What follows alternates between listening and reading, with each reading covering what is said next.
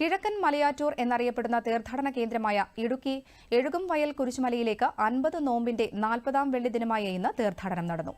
Calvary മലയിലേക്കുള്ള യേശുവിന്റെ പീഡാനുഭവ യാത്ര അനുസ്മരിച്ച് ഇടുക്കി രൂപതയുടെ നേതൃത്വത്തിൽ നടത്തിയ തീർത്ഥാടനത്തിൽ 10,000 പങ്കുചേർന്നു. വാഴത്തോപ്പ് സെന്റ് ജോർജ് കത്തീഡ്രലിൽ നിന്ന് ബിഷപ്പ് മാർ ജോൺ നെല്ലിക്കുന്നേലിന്റെ നേതൃത്വത്തിൽ ഇന്നലെ ആരംഭിച്ച കാൽനട തീർത്ഥാടനം ഇന്ന് രാവിലെയാണ് എഴുകുംവയൽ മലയടിവാരത്ത് എത്തിയത്. മലകയറ്റത്തിൽ വൈദികർ ഉൾപ്പെടെ നിരവധി വിശ്വാസികൾ പങ്കുചേർന്നു.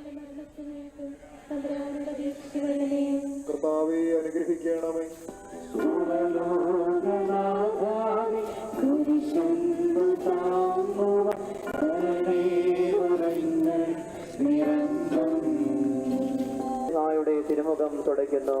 ഈശോ മിശിഹായി ഞങ്ങളെ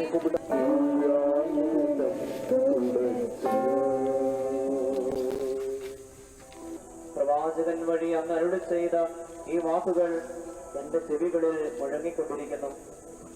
സ്നേഹം നിറഞ്ഞ കർത്താവേ, വേറെ ഒരിക്കയെ പോലെ അങ്ങയോട് സഹതപിക്കുവാനും